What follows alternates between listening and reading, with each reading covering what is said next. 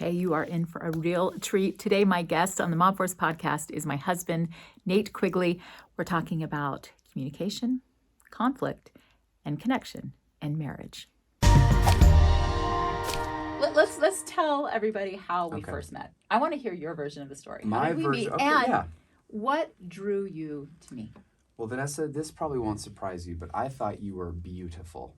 Aww. And I had seen you from across campus in like a little flash of brilliant red hair, white pants, a polka dot shirt. I'm from Florida, so I like to dress bright colors, and that wasn't really a thing in Utah where we were going to school. It's true. So I saw you from afar. I'm like, I've never actually seen a tall, redheaded person in my life, and not wearing white pants and a polka dot shirt and being spectacularly beautiful. So that got my attention. I still am pretty simple, but I was even simpler back then. I was 18 years old. Connecticut boy with the floppy hairdo and... Right. So I'd never seen anything like you before, and that really got my attention. And then someone foolishly had gone on a date with you and was describing how incredibly amazing you were. And even went so far as to say, and she even sings. And he played a recording of you singing. And your voice was like incredible. I can't even remember the song. It was like It was one of the things I recorded with Brad. Yeah, exactly. It's like a little duet you did with Brad Aldous, another one of our friends that we, now a common friend, but not back then. So anyway, he said, yeah, she's tall, she's beautiful, she has red hair, and this is her voice, and he played it. And I said, what's her name? And he gave me her name, and that was it. And the rest is history. Smitten. Mm-hmm. Well, and we were both taking Italian. Yeah. And I needed an Italian study partner. And actually a guy I was dating at the time, I asked him, do you know anyone who's taking Italian? I need to study. Was it the same guy? And this guy put us together. It might have been. Anyway, he pointed you out in the Cannon Center during dinner, and I set up a study group. And I remember looking up when you said, hey, and I couldn't believe it was you. It was the girl I've been seeing for the last couple of weeks and knew had that crazy voice, and all of a sudden you were like tapping on my shoulder. Yeah. My heart almost stopped. I know. Well, we got together to study, but we didn't study. We just talked and talked and talked and talked and talked. And that is honestly what I remember the most about those early days of our relationship is we would just talk constantly. And this is before cell phones. Right. We would just find each other on campus. The little dorm room phones. Oh, yeah. Call up in the dorm if we were there. But what I remember just like tracking you down. I knew where your classes were. And once we would meet, it was the rest of the day. We were just... The rest of my classes, I would have to skip them. Do you ever wonder, what did we talk about all those hours?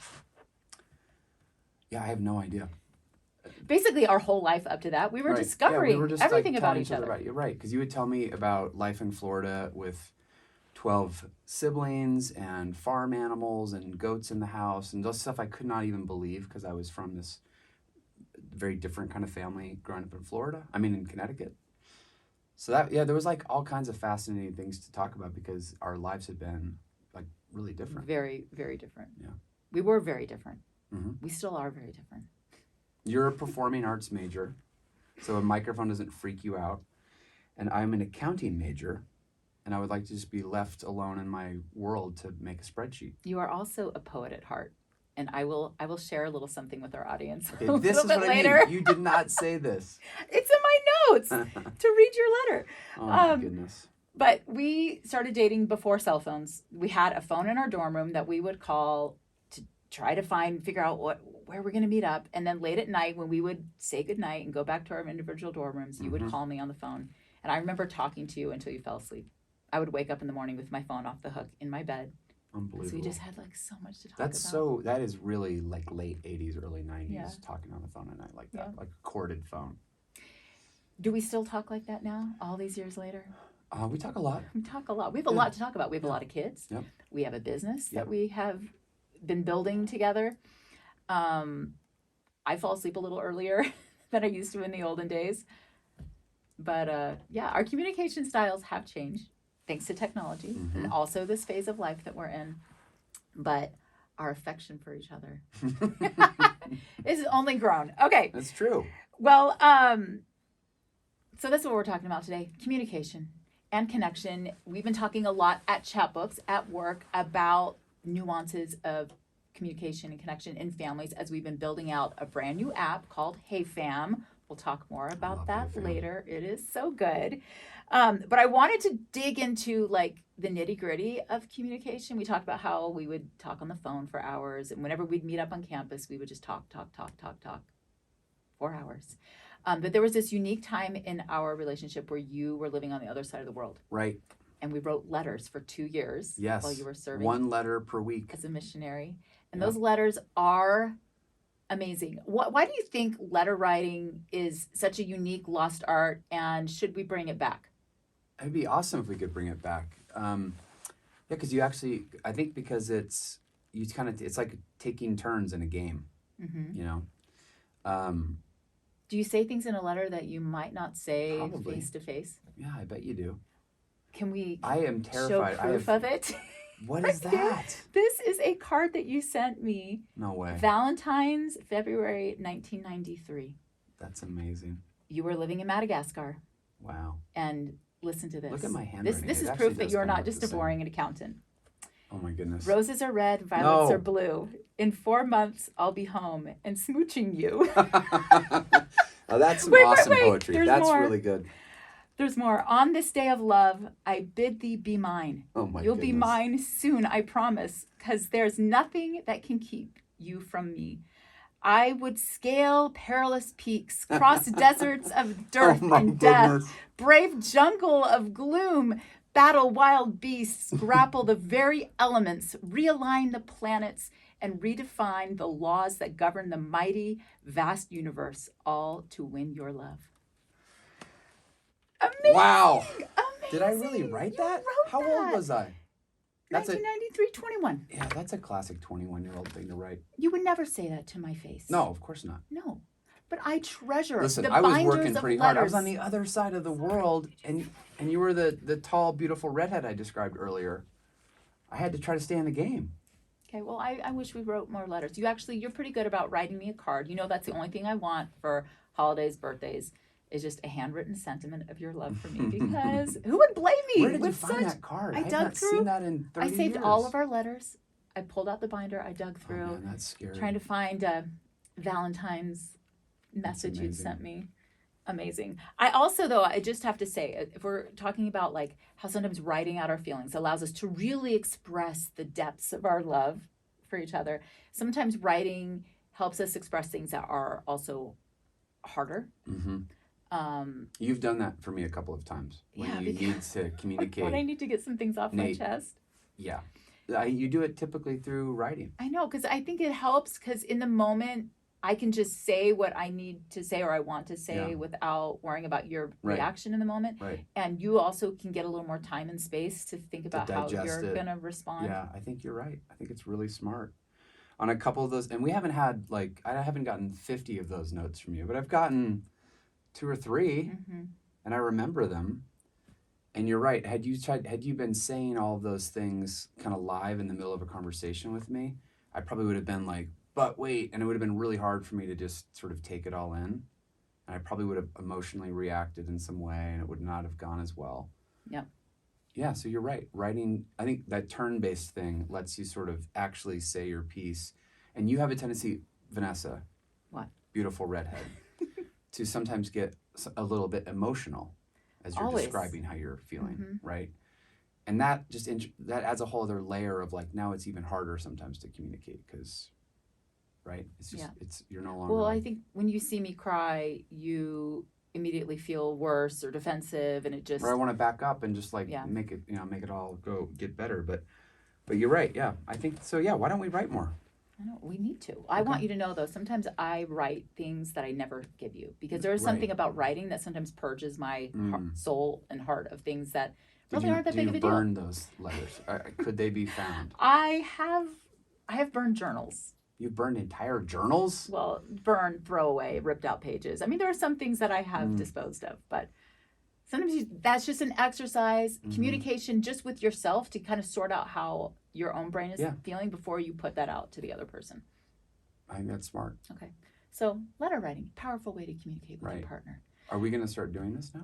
I would like to. You know, they sell like Loom journals, I think. It sells a journal, a partner journal, where you write something and then you give it to your partner and they write in it. I mean, I've got a ton of journals laying around. We could totally start doing this.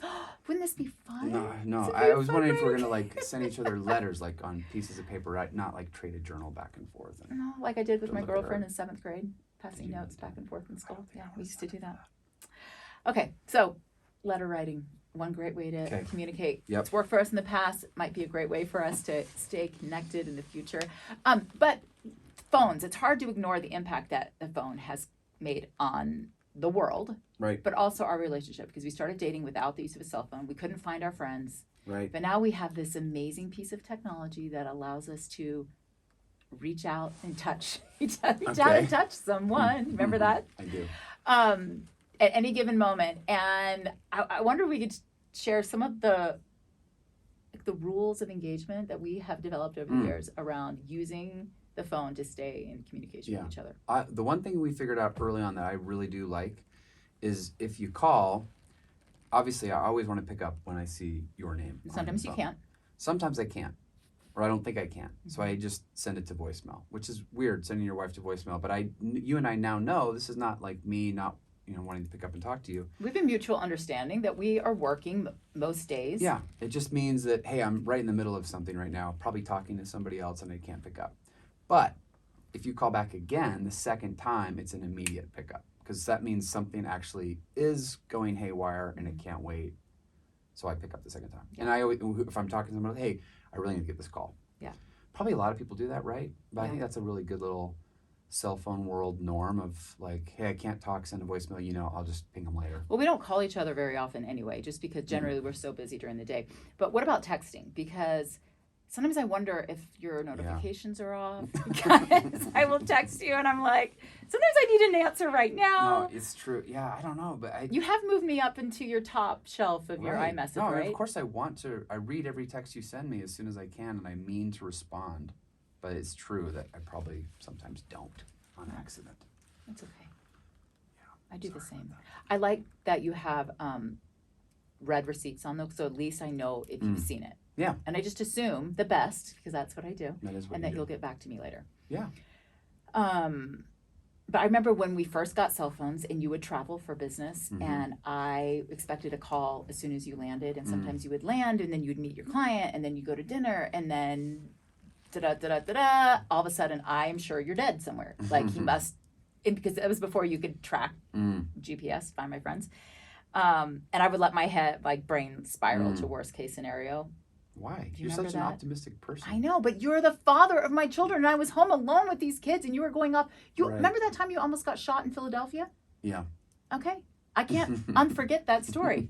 Unforget, is that a word? No, I know what you mean. Yeah, I do remember that. But there was like back then, I don't think there was the same expectation of just like constantly checking in with each other. Yeah. So like, hey, I'm going to be gone for a couple of days. I was in my mind, I'm like, I guess I'll see you in a couple of days. Well, we went for 2 years without checking in with each other, I know, but now if I go on a girls' trip, right, and heaven forbid I don't text you for 3 days. Heaven forbid, you never text me for 3 days. I have made a point of being better at that. Yeah. But you know how I am. Out of sight, out of mind. Yes. Why do you want to hear what I'm doing with my girlfriend? No, I don't. I certainly don't want to hear what's happening at home while I'm gone. That's the real key. That's why you're not checking in. I'm on vacation. Right. Yes. No, it's totally fine. Problem. It's totally fine. I think earlier in our marriage, sometimes I was like, I cannot believe she hasn't called to check in. But now I'm like, yeah, she's gone. We're not going to hear from her for a week. And you're okay with that? Yeah. Well, I try to make a point of sending you photos at least, like thinking of you. But I don't really want to call at the end of the day and debrief everything that's been going on. Yeah, sure. Not necessary. We've matured past that point, right? Yes, we've gotten We've to evolved. the point where Vanessa is gone. She's going to be gone for a while. I love it. Okay, one of the questions on my Instagram, might have mentioned that I was going to be chatting with you about marriage and communication. I got a few questions, people wanting to know some things, and one of them is, do we talk more about work or kids? We work together. We've got 7 kids together. I think we talk way more about kids. Yeah, I think right now. I would say when we first started the business, it was all so new. Yeah, we talked a lot. I mean, we still talk a lot. We talk a lot about both things, but Man, if you did the pie chart of the thing, wouldn't you say it's more about our family and our kids? Yes, especially right now. Yeah. When we started the business, like almost 10 years ago, our family was in a different place too, and everyone seemed to be doing really well, and it was just felt easier. Yeah. That part of life felt easier, and all the business stuff felt like it was bigger and new. The business stuff was so sketchy. Like we were constantly almost going out of business all the time. Life. So it's true. It was maybe that's it. You're just talking about what is currently feeling like it is the most scary. Yeah. Do you ever get tired of talking about either of those things? Yeah. What else do we talk about? We talk about, honestly. No, seriously. Okay, it's not business, not kids. Sometimes what you else? talk to me about history. You listen to all these history podcasts. You like to tell me about kings and queens and revolutions and what do you talk about other than business and feelings? Kids? You like to talk about honestly, when I'm with my girlfriends, we like to talk about. I know, but with me. Feelings with you. Because I don't really like to talk about that. So what else do we talk about? Right? I know. We have hobbies. We do have some hobbies that we like to talk about. Fishing and crossword puzzles. This is one of the reasons why I like to go out with other couples. Because it brings like a whole new element of conversation. And there's something, a little confession, when we are out socializing and I see you socializing, because I didn't know this about you when I met you. I thought you were an extrovert. I thought you were like party guy. You were a lot of fun when we first met. Very social. But you have fully blossomed into your introvert self. And I'm just an old man, Vanessa. I'm an old man. Seeing you out talking with other people. Talking to other people. And we have new conversations, fresh conversations. And I feel a new spark every time we do that. All right. Well, we should go on more double dates. New fresh conversations, new double dates. I love it. Let me refer to my notes here because communication, as much as we try to set ground rules and we try to have best practices, conflict is inevitable. Right. In any relationship. And there's one thing that I want my kids to know, and anyone listening, is conflict is a healthy part of every relationship. If you can resolve it healthfully. Okay. And we talked briefly about how I used to write things out when I was feeling some conflict. I didn't know how to articulate it. I would write you a letter. What are some of the other ways through our years of being together that we have resolved conflict?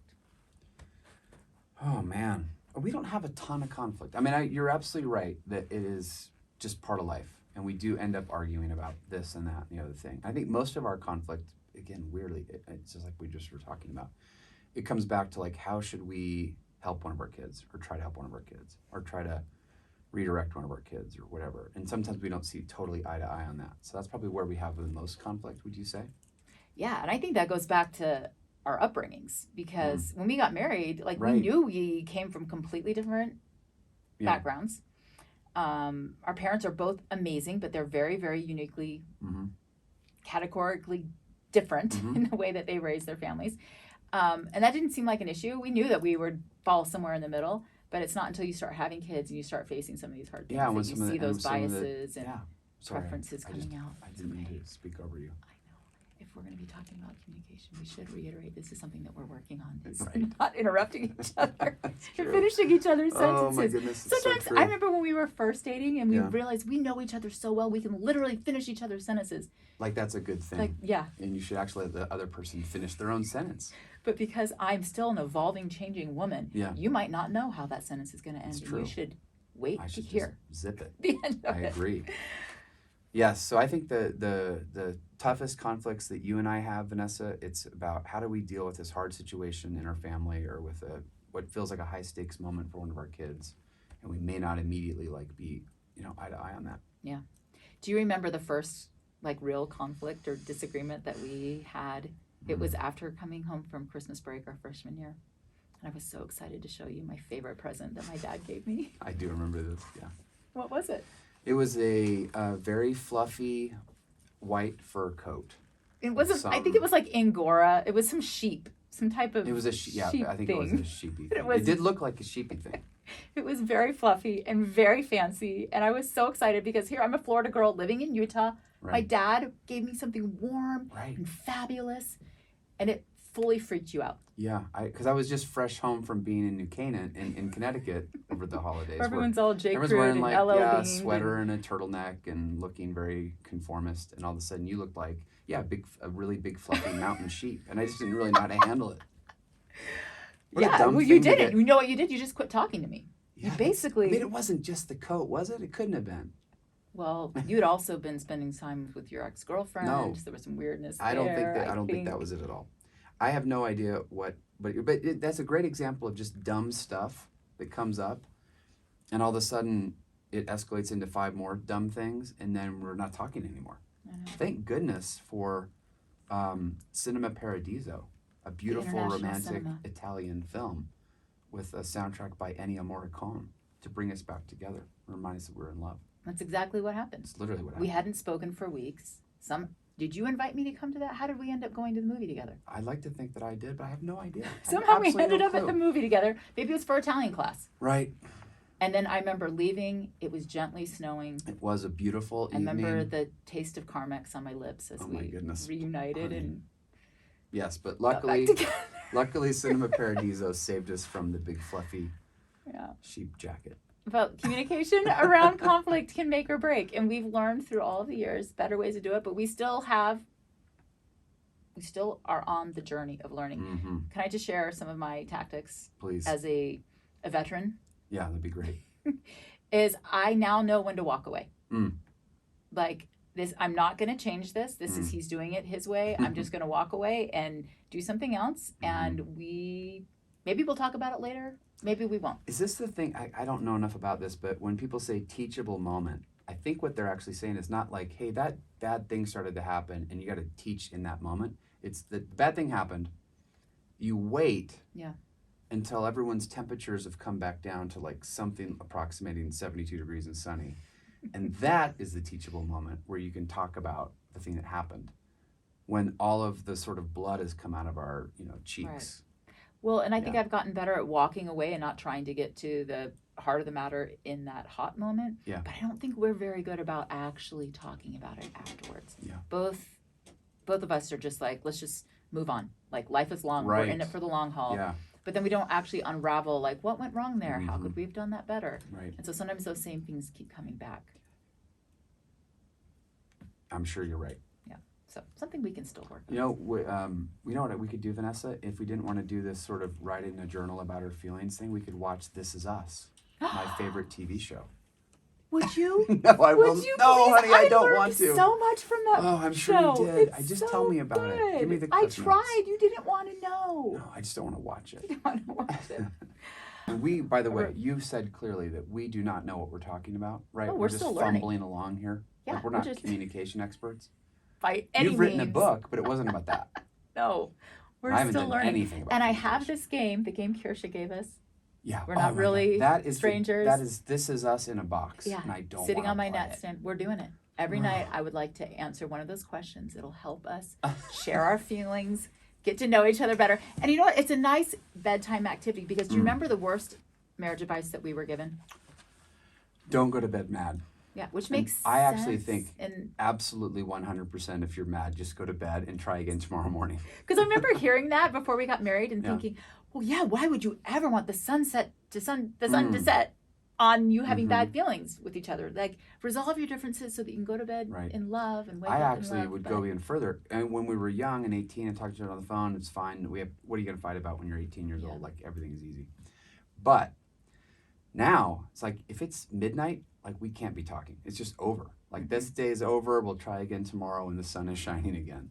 Right? Because, I mean, you can't even think when you're tired. I remember times where we tried to hash it out, and it just escalates more and more and more and more. The more tired you get, the more hysterical I would get, the more I couldn't sleep. Yeah, let's not do that. We don't do that because we're too old. We just fall asleep now. But we're old enough and wise enough that I think we can handle one. Oh, the This Is Us card? One card a night. Let's just try it. It might be a nice experiment. You know what I'm going to say right now? Because I'm a wise 50-year-old man. Whatever you say. Thank you, darling. Okay, that actually reminds me of another piece of advice I remember. You know what? Getting. Maybe it's going to be fun. What if I love it? You might.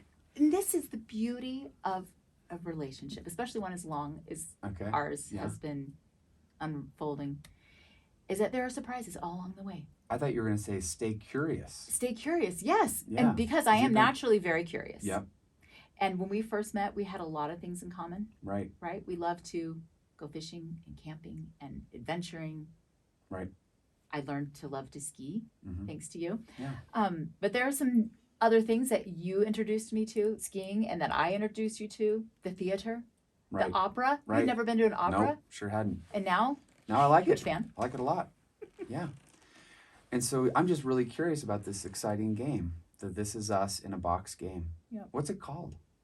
We're not really strangers. Oh. It's about connection. It's about I can't you wait. need to know each other. Okay, so speaking of things we like to do together, Yep. that is one way to foster connection. Yeah. And there are a lot of things we like to do together. By the way, the only friends I have are my friends because we like to do the same things together. Your tennis friends, Right. Fishing friends, tennis friends. birding friends. Birding friends, skiing friends. So I don't know what that means, but like we like to do a lot of stuff together. So that's why one of the reasons we're so friends, including raising our children and running this little business. I will confess I didn't like birding. I actually hated birding in the beginning. Really? I didn't understand it. You seemed way more interested in birding than you were with me when we were together. When we were birding. I didn't care. I remember walking through the public garden in Boston. We were on a trip there. And I was so annoyed because all you were doing was looking up at the birds. And I wanted to reminisce and talk about, you want to our talk about time feelings? living. Yes, about those years we lived in Boston. Right. And then all of a sudden, the thought popped in my mind, just try to figure out what is so fascinating about these birds. And I looked up, and all of a sudden, what did you see? I couldn't even see them, but I could hear them. Okay. And all of a sudden, I felt like this whole world had opened up it's to like me. a layer on the world. That's what I've been saying. I know. And I had never noticed that before, never appreciated it. And it was just an unlock that something that it was even annoying me and I thought was getting in the way of me truly having connection. It unlocked this whole nother level of connection for us. Well, here, listen, Vanessa, this is what I love about Stay curious. Yeah, you got, first of all, stay great example of staying curious. But you can walk around all your life and not even know birds are out there. Like, oh, bird, whatever, right? The birds are fascinating. This is now turned into a birding podcast to convert everyone to birding. Really like, it's like if you ever used Photoshop or any one of those little design kind of softwares, it's like you just clicked open the layer, the bird layer, and it lays it on top of your world, and it's so much more interesting now. Because now when you just go to the store, which is normally like a boring thing you have to do, you might see a bird on the way. Bring your binos. You never know. ABB. Always be birding. If you follow me on Instagram, I often post an ABB photo of Nate birding anywhere and everywhere. Declan and I were just talking about this because he's into Pokemon Go, right? Which is basically birding. It's birding. Yeah, birding is Pokemon for adults. Yeah. But he's walking around with a little Pokemon Go thing, and there's some kind of, Triceratops or I don't know, whatever over there. Bulbasaur. I don't see it, right? Because I don't have the Pokemon layer on the world clicked, but he does. It's super real. It's right over there. Yeah. You can go do whatever. He throws a Pokeball at it. I think there's probably a lot of things like that where we can help each other just unlock different layers that make the world more interesting. Like you unlocked the opera layer for me. Yeah. Well, but it is also, with that being said, that is true. It's not necessary that we embrace the same love for things. Like this is getting ridiculous, but like, for example, you have the This Is Us layer unlocked. And that's okay. I'm just not really interested in that layer. Fine. I'm not interested in your history podcasts. That's Fair. okay. But I will let you tell me about them. I'm trying to watch myself though. What about tennis? Because I know you love tennis. That's a great sport. You can play your whole life. I haven't really embraced tennis yet. I don't really even understand how the scoring works. How do you feel about that? That's fine. Do you hope that I play one day? I don't really think you will. I think I'm more a pickleballer. Yeah, that could be fun. After watching you play this last weekend, I think that's going to be our thing to do together. Yeah, it'd be awesome. But having things that we like to do together is important.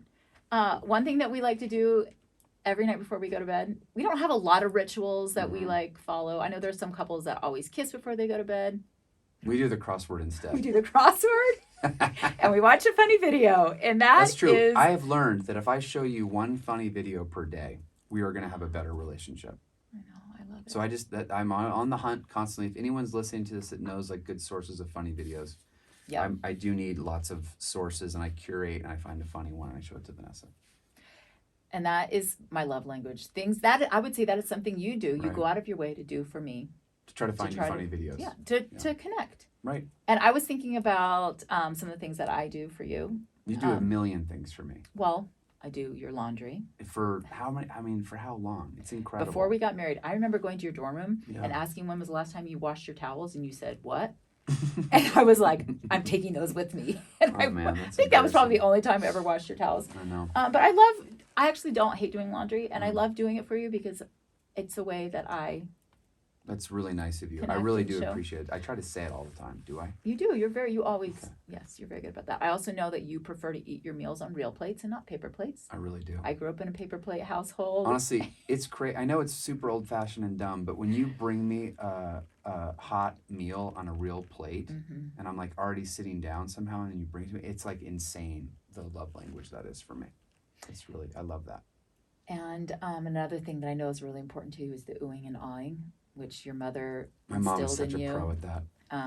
Describe what the oohing and awing So is. oohing and awing is when you're out mowing the lawn or whatever, you're doing something in the garage, you fix something, you organize something. My mom has this incredible oohing and awing ritual that she'll come out and she'll just make a huge deal about how awesome it is. And it's a joke now. Like she knows that we know that she's putting on a show, but it just feels great. But it's now something that you Well, I kinda need like to it. know that you are good and appreciated. No, it's amazing. And you're not really an ooh or an R, like naturally. You're kind of True. like, well, good, you got the Well, yard of course cleaned you up mow the 'cause- lawn, right? because I'm in here So doing I the did dishes 500 and other things, right. scrubbing the toilets and whatever I'm doing. And I don't, like, it makes perfect sense. But we've learned, kind of figuring each other out, and you now do a little tiny ooh and ah routine. but you always laugh because you know that I'm just. Yeah, I know you're But it's making yourself do it, but it's still nice. me trying to Right. connect with you. Speak No, I your think language. it's great. I what love are that. what are some of the things that you go out of your way to do for me? Oh, Vanessa, this is where I have to acknowledge being a lame husband. What do I do for you? I No, find the you are- dumb video thing, Yeah, right? Yeah. I do really do like sometimes because you are and always have been like an early morning person. But if I know you're tired, like you have been this week because you've been partying with your sisters like a lunatic till 2 in the Vacation morning. hangover. Yes. So you've been in a vacation hangover. It's nice I feel good when I can get up and make sure the kids are all sorted out, ready to go to school, off to school, and I see you get up later. It makes me feel like I did something useful.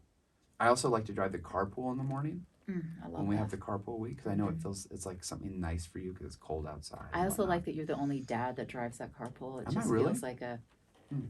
at least in this carpool. Yeah. Yeah, no, I like doing that because it makes me feel like I'm doing something to help you out. Yeah. But I mean, it's so dumb. Of course I'm driving the carpool. Like, why wouldn't I? Well, now that we both work on the same business in the same Right. hours, Exactly. but there were different seasons in our relationship Yeah. where I remember I used to like to try to bring you when we lived in Paris and I was gone the whole week. And on Fridays, I would like to bring you flowers on the way home. I love that. But I don't do that at all anymore. I know, because you don't walk past a florist on your way home Right. like you used to. Yeah, That's but okay. Keep showing me funny videos. Funny You videos. It's driving the basically all I carpool, do. and Carpool and videos. I will love it forever. I remember, this is another actually piece of bad advice we got before we got married. I think it was our bishop that said, as long as you serve your partner, do everything you can to meet their needs, and they do the same for you, you will have a happy marriage. And it was this idea that, like, forget it yourself and go to work helping the other person, Which and is then not everything will work in and out. of itself like bad. I mean, that's a good True. idea. I think in a the lot of spirit of ways. it, Yeah. as is the don't go to bed angry. Mm-hmm. But after being married for all of these years, I have seen the flaw. Well, because that's kind of golden rule thinking, right? That's like, I'm going to do something nice for Vanessa that I would want her to do for me. And that's kind of all you know to do. Yeah. But the platinum rule, better than golden rule, is do for Vanessa what she wants me to do for Vanessa. But I might not know what that is because I'm a dumb. So I think, where are you going with this? Sorry. That you can't expect your partner to meet all of your needs. Okay, yeah. Especially if you're not communicating about Right. it. So communication is key so that they know what your love language is, what's important to you. But also, it's okay to take care of yourself. Well, this is the talk about your feelings thing, right? In a way. Because I'm not great at that. I don't, it's not my natural tendency to say, let's just figure out how we're feeling, why we feel that way. But you and your girlfriends do that a lot.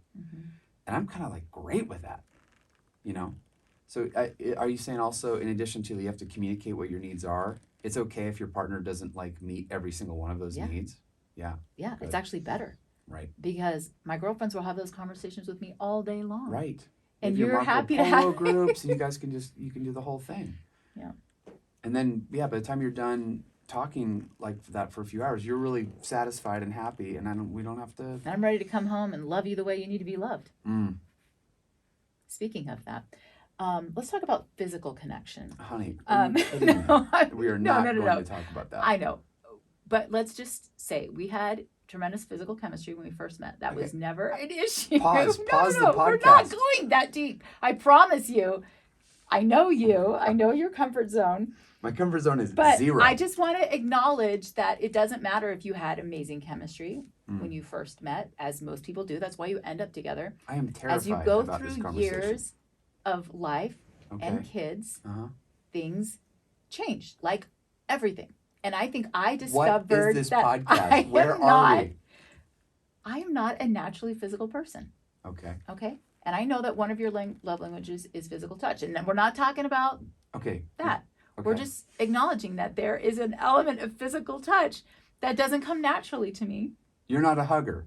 I'm not a hugger. That's really true. I hug when I see my friends. If I see someone that I haven't seen in a long time, or I go to work, I hug people at work. It's like a bizu for you. It's like a greeting. I hugged the people from the jazz yesterday. One of them I've only seen once in my you life. Are a hugger. Because why don't you ever hug me? I don't know. That is one of my mysteries because I love you the most. But with our everyday rhythm of life, hugging has not. It just doesn't come naturally. So this is just. I wanted to bring up this topic. Okay. Because it is something that I am aware of and I want to do better.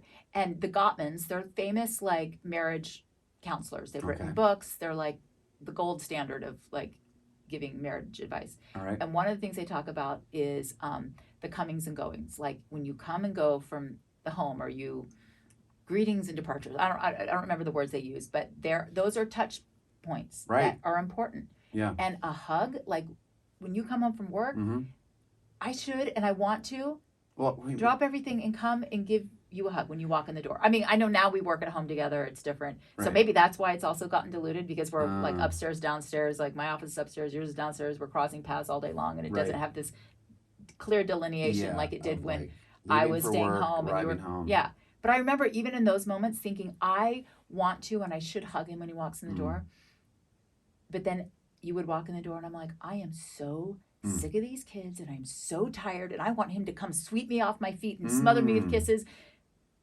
I didn't do that. And you didn't do that either. And it's not because that's not your love language, it's just we're both tired. And so it's okay to give each other some slack and find ways to meet those needs.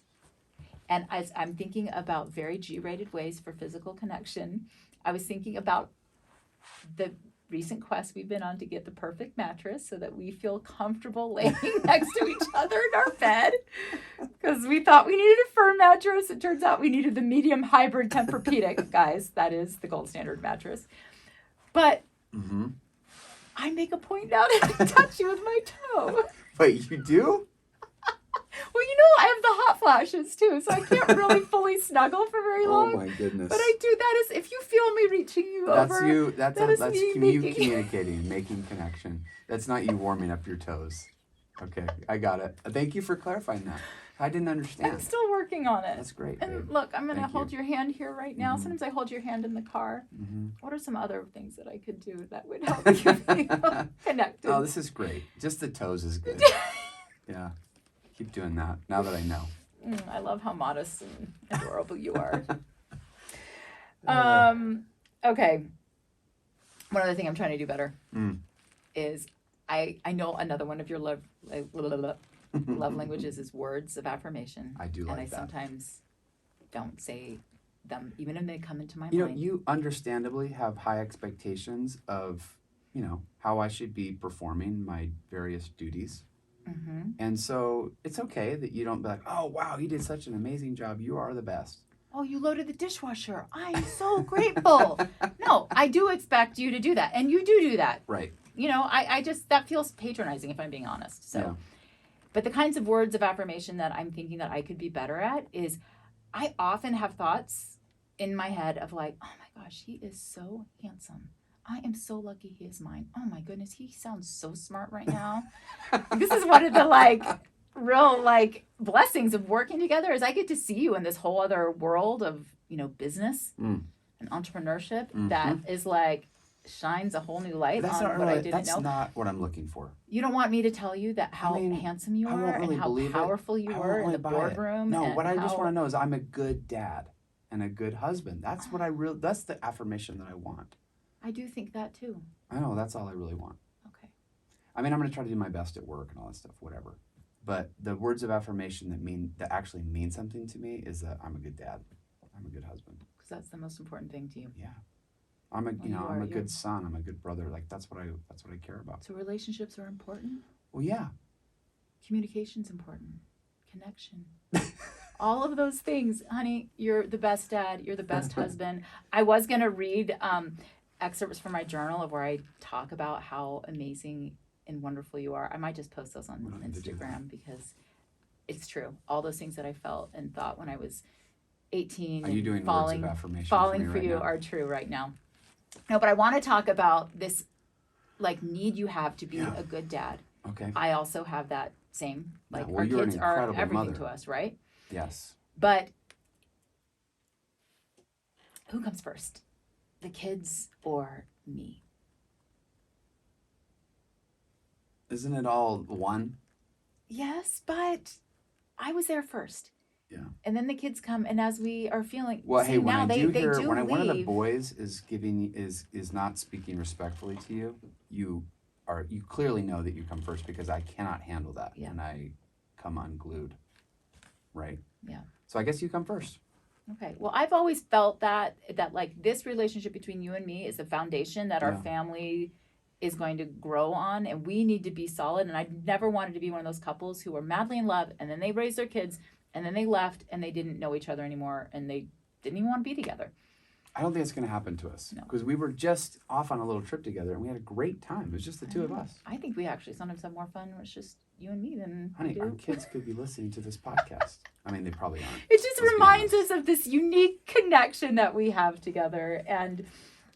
But yes, you're an incredible father. We love our kids, which brings me to like another layer of communication, that is communicating with kids. That's a whole other podcast. How do you get your kids to respond to your texts? I have no idea. No, you know what you do? You What? start a new app. A new app. A new app called Hey Fam for communicating with your family. I do Tell love us about Hey Hey Fam. Fam, Nate. Vanessa Hey Fam is kind of like your family group chat, but way, way, way better for a couple of reasons. The first reason is it's not in the same chat app that you have all your other nonsense chats in, right? It's a separate place for our It's a family. dedicated place Yeah. for family. So if I see like a notification on iMessage, it could be anything. It could be like like we have to take the car in tomorrow or whatever. It could be something annoying about. It could be any number of things. If I see a notification on Hey Fam, I know it's about my family. It's like seeing a notification on LinkedIn that's like work-related stuff, super boring. I'm never going to open that. Or a notification on Instagram or Facebook. It could be, some kind of social connection. It could be anything. But if it's on Hey Fam, I know it's something to do with my family. Now, that actually might mean that I'm not going to open it right away. I'm going to open it when I have a minute to be like in family mode. So if I'm in the middle of a meeting, I get an iMessage, I might have to see, is the house burning down? If I get a Hey Fam notification, it's like, oh, cool, there's like something I'm going to look at later. Yeah. And it's like photos that we care about. It's, and then the other best, okay, that's the first thing. It's just out of the noise of our normal text message. The other awesome thing is rooms. Yep. So different like topic-based rooms inside of my Hey Fam, chats with my family. So we have Pure Pets. So if I know if there's a notification, Which is in the Pure most Pets, active room very, in our Hey very Fam. much the most active room. A lot of pets in this family. It's going to be adorable and or funny things about our pets doing funny things, right? And then we have other channels that are like, this stuff's important to us. The breadcrumbs channel, room. So I think those are the two big things for me. It's get it out of the noise of every other place. Like it's not work, it's not friends, it's not just normal life chaos. It's our family place on our phone. And then being able to have different rooms in there where you can have different kinds of conversations. But because you have different rooms and because it's not in the middle of iMessage, people are a lot more, our kids and us, I think we're a lot more likely to share things because we're not going to interrupt someone's day. And if you see a notification in the breadcrumb channel, you kind of know what it's going to be. So you're going to look at it when you're ready to look at it. Yeah. I find myself, if there's something timely, like I need someone to take the garbage out or whatever, I'll iMessage. put it in the text thread because it'll Yeah. pop up. And I've learned to use as few words as possible. Right. Put the most important word first, Oh. fire. And then maybe they'll still. You said, how do you get your kids to respond to your text message? Step 1, use like 4 words. Mm-hmm. The ones that will just pop up in the preview because they're not going to. I think as soon as our kids see it has more than 2 lines, they're like, not reading that. It's true. So, yeah, we've learned that. But you're saying using Hey Fam with your family doesn't mean you stop using iMessage. No, we use iMessage all the time for like, hey, dinner at 6. Yeah. But the stuff that goes into Hey Fam is like, it was, Declan was doing something adorable. I took a picture of him and posted it. I know the family would like it. Yeah. I like it because it's got its separate, safe place and it's easy to find things and it just feels like protected. And that's what we want more than anything is just to protect our family. Yeah. Keep them safe, keep our memories safe. And I feel like, especially because we are starting to have kids that are moving out across the country, it's a great way to stay connected. If you took Hey Fam away from me right now, Vanessa, yeah, I'd be really disappointed. That is the sign that the product is actually really great. Like honestly, I know we built it. I know it's connected to our business and all that. But seriously, if it went away, I would be really disappointed. Yeah.